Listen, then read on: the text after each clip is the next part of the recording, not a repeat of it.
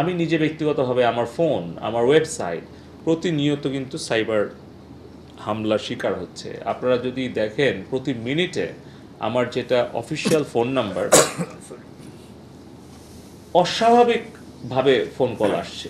আপনি যদি দেখেন যে আমার এসএমএসগুলো, আমি যদি আপনাদেরকে কোনোদিন সময় সুযোগ মতো দেখাই, আপনি আশ্চর্য হয়ে যাবেন যে ভাষা ব্যবহার করা হচ্ছে, যে ধরনের আক্রমণ করা হচ্ছে।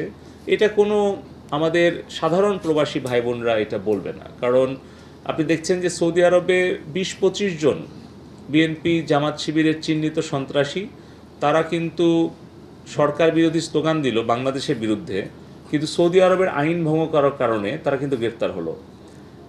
সংযুক্ত আরব আমিরাতে, দুবাইতে, সেখানে কিন্তু বাংলাদেশ সরকারের বিরুদ্ধে স্লোগান দিল এবং উস্কানি দিল, কিন্তু সেই দেশের আইন ভাঙার কারণে তারা কিন্তু গ্রেফতার হয়ে কারো যাবজ্জীবন হয়েছে, কারো 10 বছর সাজা হয়েছে। এবার চিন্তা করেন, যারা তাদেরকে উস্কানি দিল এই 57 জনকে, তাহলে এই 57 জনের এই যে জেল হয়ে গেল 10 বছর, যাবজ্জীবন হয়ে গেল, এখন যারা উস্কানি দিয়েছিল তারা কি ওই পরিবারগুলোকে চালাবে? আমি এই প্রশ্নটাই আমি আমাদের প্রবাসে যে 1 কোটি মানুষ আছে তাদের কাছে রাখতে চাই।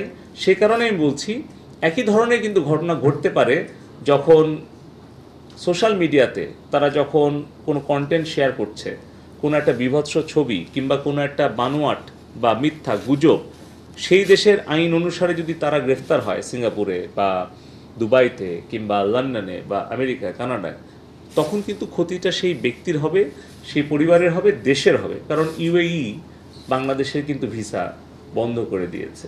এই ক্ষতিটা কি ওই 57 জনের শুধু হলো? এই ক্ষতিটা কি শুধু বিএনপি জামাত যারা আর কি এই আন্দোলনের নামে সন্ত্রাসকে উস্কে দিচ্ছে তাদের হলো?